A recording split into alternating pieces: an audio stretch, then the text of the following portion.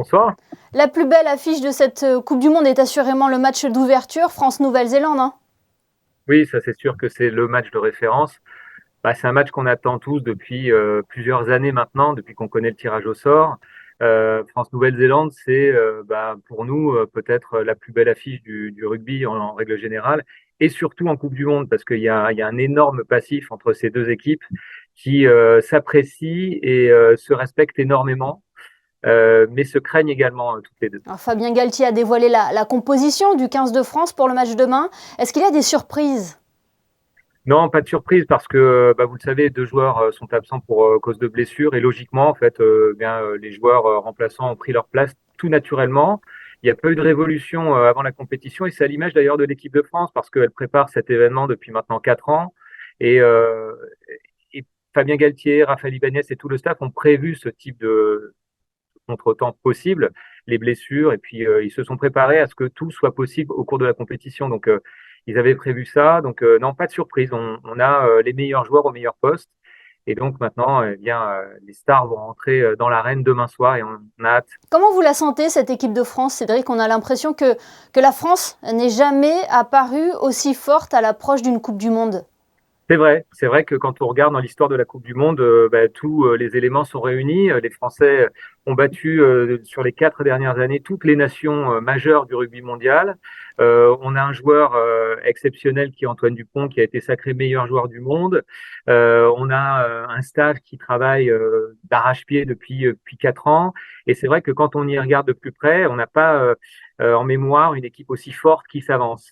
Mais parce qu'il faut toujours être prudent en sport et surtout en rugby, il y a aussi des éléments qui peuvent rentrer en compte et qui peuvent brouiller un petit peu les cartes. Notamment, on parle de cette pression, le fait de jouer en France et surtout le fait d'être favori.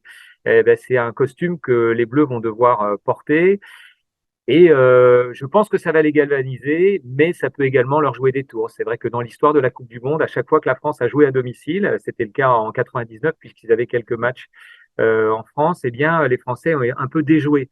On se souvient également des Anglais qui avaient organisé la Coupe du Monde chez eux et qui ont été complètement pris par l'ambiance et la pression qui est tombée sur leurs épaules et qui sont passés à côté. Alors, je pense quand même que les joueurs de l'équipe de France sont armés pour ça. On a des joueurs très pros et qui, eux, arrivent à se nourrir de ce type d'énergie. Mais en fait, la meilleure démonstration de tout ça, la réponse, ce sera demain soir, tout simplement. Avec, vous l'avez dit, tout un pays derrière cette équipe de France, vous sentez un réel engouement autour des Bleus, vous qui avez suivi les matchs de préparation? Oui, alors on a senti une montée en puissance, on va dire, au fil de ces 4 années autour du 15 de France. Pourquoi? Parce que tout simplement, l'équipe de France a renoué avec le succès. Les Français se sont habitués à redécouvrir des visages dans cette équipe de France. Ils sont capables de connaître des joueurs qui sont identifiés, qui ont de fortes personnalités. Et puis, on sent un engouement là. Je vois là sur les derniers 15 jours quelque chose qui est en train de monter en France. Pourquoi aussi? Parce qu'en fait, on est dans une année très particulière, parce que on va également accueillir les Jeux Olympiques dans un an. C'est un peu une grande répétition, cette Coupe du Monde de rugby, mais même plus que ça. Je sais que la ville de Paris a booké une fan zone place de la Concorde. Je crois que la jauge est entre 60 000 et 80 000 personnes. Donc, on s'attend à une immense fête.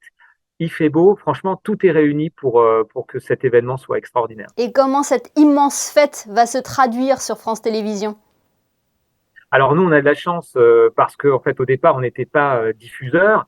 Et puis, on a eu la chance et surtout le talent de réussir à avoir une dizaine de matchs, 10 matchs au total, et en plus de belles affiches. Donc, on partage l'antenne avec TF1 et M6, mais on a 10 matchs, 10 rencontres.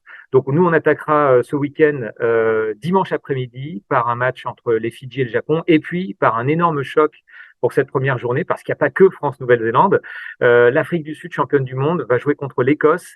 Et l'Écosse peut être peut-être l'équipe qui peut brouiller les cartes dans cette poule. Voilà. Et donc, ces 10 rencontres qu'on va diffuser sur France Télé sont de qualité. On a également un quart de finale. On a un match de l'équipe de France à Marseille contre la Namibie. Et puis, voilà. Et puis des rencontres qui sont magnifiques. Et on est vraiment tous très heureux et impatients de vous faire vivre ces événements sur France Télé.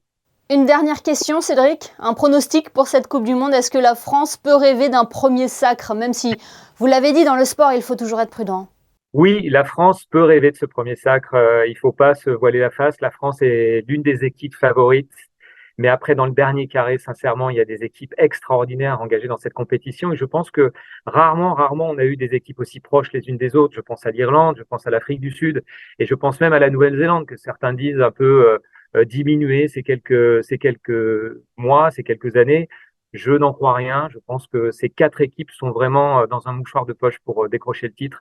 Mais la France, oui, la France peut décrocher ce titre. Il faut y croire, et j'y crois. Oui, le match de demain donnera la tendance. Merci Cédric Baudou d'avoir été avec nous ce soir sur Monaco Info. Merci à vous.